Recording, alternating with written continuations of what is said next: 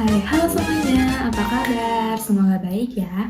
Ketemu lagi sama aku, Imratul Hasanah, dari Fakultas Ekonomi dan Bisnis, jurusan Akuntansi, Universitas Merdeka Malang.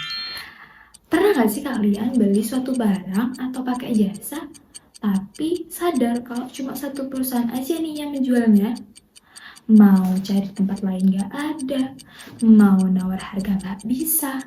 Misal nih, dulu waktu kita masih butuh listrik atau air bersih, tapi cuma satu perusahaan aja nih yang jual.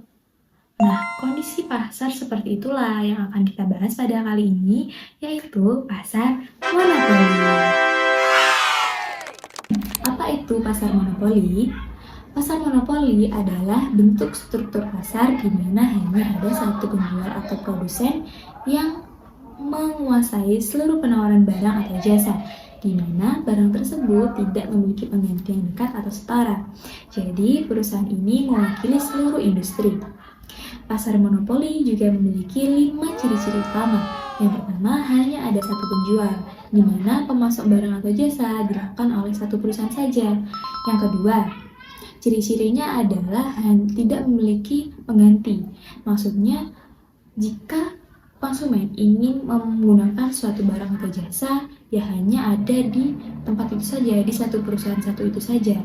Yang ketiga, ada hambatan masuk yang sangat kuat. Pentingnya adalah perusahaan lain akan sangat sulit atau bahkan dilarang masuk ke pasar ini.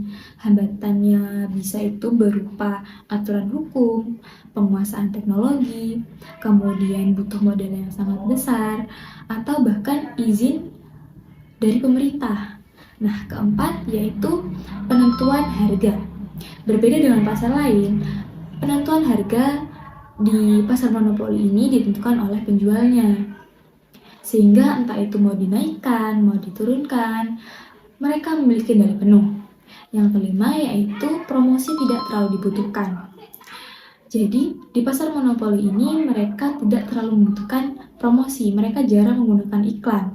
Mungkin mereka hanya memberikan informasi tentang pelayanan saja. Di pasar ini, suatu perusahaan berfokus atau bertujuan mendapat keuntungan yang maksimal. Karena sendirian, mereka bisa menentukan jumlah produksi dan harganya sendiri. Namun, ada beberapa perusahaan yang melakukan diskriminasi harga, yaitu membedakan harga jual kepada pembeli yang berbeda-beda. Maka dari itu, pasar monopoli juga memiliki kelebihan dan kekurangan. Kelebihannya yang pertama, lebih efisien untuk fasilitas umum, karena jumlah investasi dan operasionalnya yang cukup besar apabila dibagi-bagi. Yang kedua, mendorong penemuan atau inovasi baru karena mereka dilindungi oleh hak paten. Yang ketiga, apabila dikelola oleh negara, kelebihannya bisa dikembalikan lagi menjadi fasilitas umum. Selain kelebihan tersebut, ada juga nih kekurangannya. Yang pertama, harganya bisa cukup mahal dan ditentukan oleh sepihak.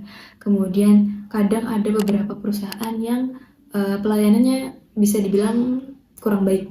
Nah, yang ketiga, terjadi ketimbangan ekonomi. Yang keempat, ada juga beberapa perusahaan yang memproduksi barangnya lebih sedikit dari kebutuhan masyarakat. Nah, selanjutnya apa aja sih contoh-contoh perusahaan yang berada di pasar monopoli ini?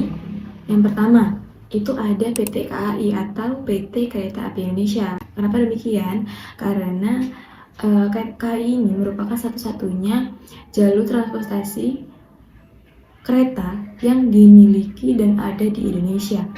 Yang kedua, ada juga nih PLN, jadi pembangkit listrik satu-satunya yang ada di Indonesia.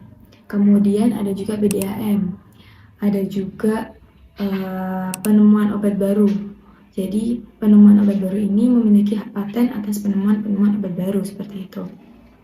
Selain itu juga masih banyak lagi perusahaan-perusahaan yang ada dalam pasar monopoli seperti Perum Pencetakan Uang Republik Indonesia.